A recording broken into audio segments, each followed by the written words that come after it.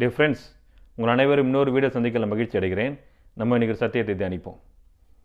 நம்ம வெற்றி உள்ள வாழ்க்கைக்கு நம்ம யாரை பின்பற்றுகிறோன்றது ரொம்ப முக்கியம். பாருங்கள், யாரை நம்ம மாடலாக வச்சுக்கிறோம், யாரை நம்ம இமிட்டேட் பண்ணுறோன்றது ரொம்ப முக்கியம். நமக்கு தெரிஞ்சோ தெரியாமலே யாரையும் நம்ம இமிட்டேட் பண்ணுறோம். வேதம் சொல்லுகிறது, பிரியமான பிள்ளைகளைப் போல நீங்கள் தேவனை பின்பற்றுகிறா இருங்கள், கிறிஸ்துவை பின்பற்றுங்கள், அவரை இமிட்டேட் பண்ணுங்கள். தேவனை இமிட்டேட் பண்ண சொல்லுது வேதம். நம்ம இமிட்டேட் பண்ணி தான் பாருங்கள் நிறைய காரியங்களை கற்றுக்கிட்டு இருக்கிறோம். இமிட்டேட் பண்ணுறது தான் பாருங்கள் புதிய ஸ்கில்லை கற்றுக்கிறதுக்கு சிறந்த வழின்றாங்க. நம்ம வீட்டில் இருக்கிற பிள்ளைங்களாம் எப்படி கற்றுக்கிட்டாங்க? ஸ்கூலுக்கு போகிறதுக்கு முன்னாடியே நிறைய விஷயம் கற்றுக்கிட்டாங்க. பேசுகிறது எப்படி, பாடுறது எப்படின்னு கற்றுக்கிட்டாங்க. எப்படி கற்றுக்கிட்டாங்கன்னா நம்மளை பார்த்து இமிட்டேட் பண்ணுறது தான். வீட்டில் இருக்கிற மற்ற பிள்ளைகளை பார்த்து இமிட்டேட் பண்ணுறது, டிவியில் வர கார்ட்டூன் கேரக்டர்ஸை இமிட்டேட் பண்ணுறது, அப்படி இமிட்டேட் பண்ணி தான் பாருங்கள் அவங்க சில ஸ்கில்ஸை கற்றுக்கிட்டாங்க. அவங்க மட்டும் இல்லை, நம்ம கூட அப்படி தான் கற்றுக்குறோம். நம்ம தான் சில நேரத்தில் ஒத்துக்கிறது இல்லை. மற்றவங்களை பார்த்து மற்றவங்களை பார்த்து இன்ஸ்பயர் ஆகி அப்படி தான் நம்மளும் சில காரியங்களை கற்றுக்குறோம். ஆனால் வேதம் சொல்லுகிறது, கிறிஸ்துவை பின்பற்றுங்கள், தேவனை பின்பற்றுங்கள், அவரை இமிட்டேட் பண்ணுங்கள். நிறைய பேர் பாருங்கள் மிமிக்ரி பண்ணுற ஆர்டிஸ்ட்லாம் இருக்கிறாங்க. அந்த நடிகர்களுடைய வெளிப்புறமான காரியங்களை பார்த்து அப்படியே இமிட்டேட் பண்ணுவாங்க. பாடி லாங்குவேஜ்லாம் இமிட்டேட் பண்ணுவாங்க, குரலை இமிட்டேட் பண்ணுவாங்க. இது மிமிக்ரி பண்ண சொல்ல, இமிட்டேட் பண்ண சொல்கிறார். இமிட்டேட்னா வெறும் வெளிப்புறமான காரியத்தை மட்டும் காப்பி பண்ண சொல்ல, உள்ளான காரியத்தை இமிட்டேட் பண்ண சொல்ல. அந்த சிந்தை, அந்த இன்டென்ஷன்ஸ், அதுவும் ரொம்ப முக்கியம். சில பேர் பாருங்கள் இயேசுனுடைய ஜபத்தை அப்படியே காப்பி பண்ணுவாங்க. இயேசுனுடைய ஜபத்தை அப்படியே ஜபம் பண்ணுவாங்க. நல்லது தான்.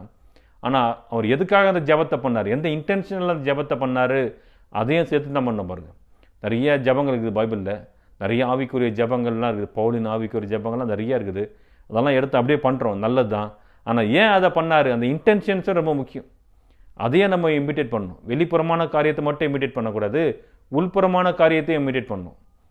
நம்ம யாரை இமிட்டேட் பண்ணணும், யாரை ரொம்ப அதிகமாக நேசிக்கிறோமோ அவங்கள தான் ரொம்ப இமிட்டேட் பண்ண முடியும். இமிட்டேட் பண்ணுறது ரொம்ப ஈஸி கிடையாது பாருங்கள். இமிட்டேட் பண்ணால் ரொம்ப அட்டென்ஷன் ஜாஸ்தியாக பே பண்ணணும், உற்று நோக்கணும். சின்ன பிள்ளைங்களுக்கு இயற்கையாகவே அட்டென்ஷன் பவர் ஜாஸ்தி. அதனால தான் பாருங்கள் அவங்க நிறைய காரியம் ஈஸியாக கற்றுக்குறாங்க. உற்று நோக்கும் போது தான் பாருங்கள் நம்ம சில பேரை இமிட்டேட் பண்ண முடியும். நம்முடைய விசுவாசத்தை துவக்குகிறவரும் முடிக்கிறவருமாகிய இயேசு கிறிஸ்துவே நீங்கள் கவனித்து அவரையே உற்று நோக்கி, அப்போ தான் பாருங்கள் நம்ம அவரை இமிட்டேட் பண்ண முடியும். ஏன் இமிட்டேட் பண்ணுறோம்? நமக்கு இயற்கையாகவே நன்மை செய்ய தெரியாது பாருங்கள். தேவனை நம்புகிறோம், விசுவாசிக்கிறோம், என்னோடய பாவங்களுக்காக மரித்தார் நம்புகிறோம். அது மட்டும் பத்தாது, ஒவ்வொரு நாளும் பாருங்கள் அவர் இமிட்டேட் பண்ணுற காரியத்தில் அவர் மாறுதில் ஒவ்வொரு நாளும் மாறிக்கொண்டே இருக்கணும், வளரணும். அதில் அவரை இயேசுவை போலவே மாறுவதில் ஒவ்வொரு நாளும் வளர வேண்டியதாக இருக்குது பாருங்கள். நமக்கு இயற்கையாகவே நன்மை செய்ய தெரியாது. நன்மை செய்கிறவன் ஒருவனும் இல்லை என்ற வேதம் சொல்லுது.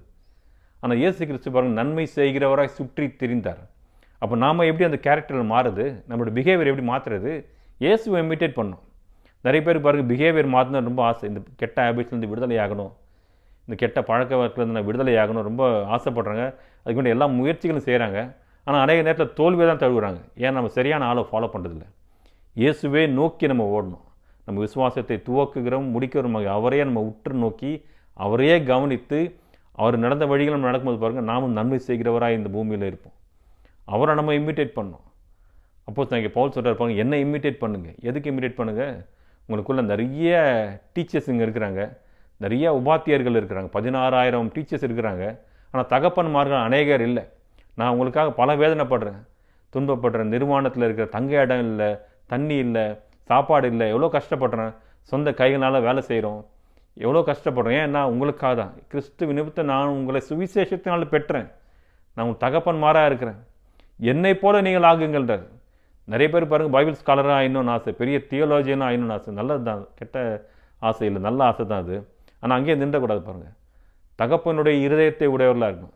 தேவனை போல பாருங்கள் தகப்பனுடைய இருதயத்தை உடையவர்களாக இருக்கணும்.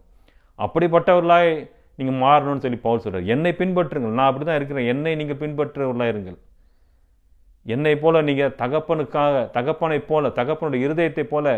தகப்பன் என்ன பண்ணுவார், பிள்ளைகளுக்காக எவ்வளோ கஷ்டம் வேணால் படுவாங்க பாருங்கள். எவ்வளோ தூரம் வேணால் போய் கஷ்டப்பட ரெடியாக இருக்கிறாங்க. பிள்ளைகள் நல்லா இருக்கணுன்றதுக்காக தகப்பன்மார்கள் பாருங்கள் சில கஷ்டங்களை வெளியில் கூட சொல்கிறது கிடையாது. எவ்வளோ கஷ்டப்பட்டு அவங்க பிள்ளைகளை வளர்க்குறாங்க.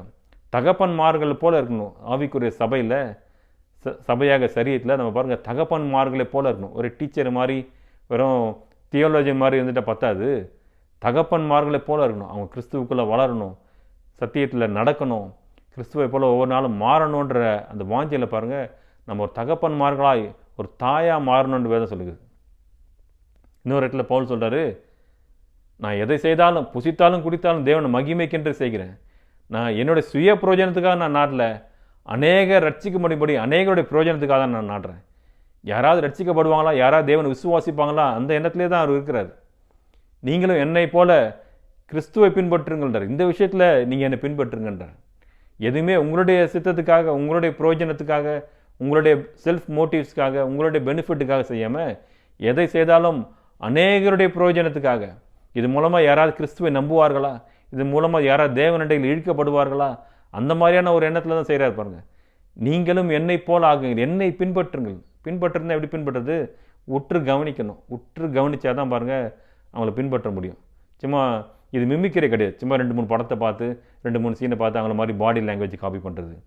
இது வாழ்க்கையை உற்று நோக்கணும், அவங்க சாட்சிகளை உற்று நோக்கணும், அவங்க கடந்து வந்த பாதைகளை உற்று நோக்கணும், அவங்க வழிகளை உற்று நோக்கணும். அப்படி தான் பாருங்கள் நம்ம அவங்களை இமிட்டேட் பண்ண முடியும்.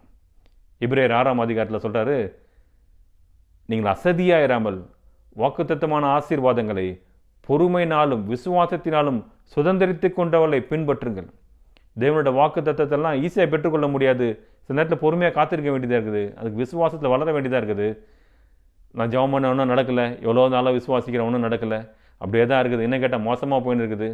கர்த்தருக்கு என் மேலே பிரியம் இல்லை போலகுது, விசுவாசிக்கலாமா இல்லாமான்னு ஒரு பல நேரத்தில் குழப்பம் படுறோம் பாருங்க. நீங்கள் அசதியாயிடாதீங்க. நீங்கள் மட்டும் அப்படி இல்லை, உங்களுக்கு முன்னாடி நிறைய பேர் அப்படி இருந்திருக்கிறாங்க. நீடிய பொறுமையினாலும் விசுவாசத்தினாலும் சுதந்திரித்து கொண்டவர்களை நீங்கள் இமிட்டேட் பண்ணுங்கள், அவர்களை இமிட்டேட் பண்ணுங்கள் சொல்லிட்டு அடுத்த வசனத்துலேயே ஆபிரகாமை கோட் பண்ணுறாரு. ஆபிரகாமுக்கு பாருங்கள், தேவன் வாக்குத்தத்தம் கொடுத்த உடனே அடுத்த நாளே குழந்தை பிறந்தில்ல, அவன் பல ஆண்டுகள் காத்திருந்தான். விசுவாசத்தினால் நீடிய பொறுமையினாலும் காத்திருந்து தான் வாக்குத்தத்தமான ஆசீர்வாதங்களை அவன் சுதந்திரித்து கொண்டான். நாமும் பாருங்கள் ஆபிரகாமை போல நீடிய பொறுமையினாலும் விசுவாசத்தினாலும் வாக்குத்தத்தமான ஆசீர்வாதங்களை சுதந்திரித்து கொள்ளணும். அதுக்கு ஆபிரகாமை நம்ம பாருங்கள் உற்று நோக்கணும். உற்று நோக்க நிறைய காரியங்கள் இருக்குது. இன்றைக்கி அநேக நேரத்தில் பாருங்கள் நம்ம டைம் எல்லாம் செல்ஃபோன் சோஷியல் மீடியாவில் போயிடுது. அதை தான் உற்று நோக்கி நிற்கிறோம். அதெல்லாம் தூக்கி வச்சுட்டு நமக்கு முன்னாடி நமக்கு வெற்றிகரமாக வாழ்ந்தவர்களை நம்ம உற்று நோக்கணும். பவுலையும் ஆபிரகாமையும் இயேசு கிறிஸ்துவையும் அவர்களே நம்ம கண்ணு முன்னாடி வச்சு நம்ம வெற்றி உள்ள ஒரு ஓட்டத்தை ஓடணும். நம்ம வெற்றி உள்ள ஓட்டத்தை ஓடி முடிக்கணும். என்ன பண்ணோம்? நம்ம விசுவாசத்தை துவக்குகிறவர் முடிக்கிறவர் யார்? ஆண்டவராக இயேசு கிறிஸ்து. அவரையே உற்று நோக்கி அவர் மேலேயே முழு கவனம் வச்சு அவரையே ஃபுல் அட்டென்ஷன் பண்ணி அப்படி நம்ம வாழும்போது பாருங்கள் வெற்றி உள்ள ஒரு வாழ்க்கையை வாழ முடியும். நம்மளும் பவுலை போல நான் இந்த ஓட்டத்தை ஓடி முடித்தேன், தேவன் எனக்கென்று நியமித்த இந்த ஓட்டத்தை நான் வெற்றிகரமாக ஓடி முடித்தேன், இதில் எந்த ரெக்ரெட்டும் இல்லை, எனக்கு எந்த வருத்தமும் இல்லை, நல்லா ஓடி முடித்தேன், நல்லா வாழ்ந்துட்டேன், தேவனோட சித்தத்தை எல்லாம் செஞ்சு முடிச்சிட்டேன்னு நாமளும் மன நிறைவாக செய்ய முடியும். அதுக்கு என்ன பண்ணணும்? இமிட்டேட் பண்ணணும். வெளிப்புறமாக மட்டும் இல்லாமல் அவங்களோட சிந்தை, அவங்களோட இன்டென்ஷன்ஸ் இது எல்லாவற்றையும் பாருங்கள் நம்ம இமிட்டேட் பண்ணணும். வேதம் சொல்லுகிறது, கிறிஸ்துவில் இருந்து அதே சிந்தை உங்களுக்கு இருக்கட்டும். கிறிஸ்துவின் சிந்தையை நீங்கள் ஆயுதமாக தரித்து கொள்ளுங்கள். அவருக்கு இருந்த அதே இன்டென்ஷன், அதே மோட்டிவேஷன்ஸ், அதே மோட்டிவ்ஸ் இதுதான் நமக்கு இருக்குன்னு பாருங்கள். வெறும் அவர் ஜபத்தை மட்டும் காப்பி பண்ணி பிரயோஜனம் இல்லை, அவங்க எந்த நோக்கத்தில் ஜபம் பண்ணாங்க அதையும் காப்பி பண்ணணும். அப்படி தான் பாருங்கள் வெற்றியுள்ள ஒரு கிறிஸ்துவ வாழ்க்கை நம்ம வாழ முடியும்.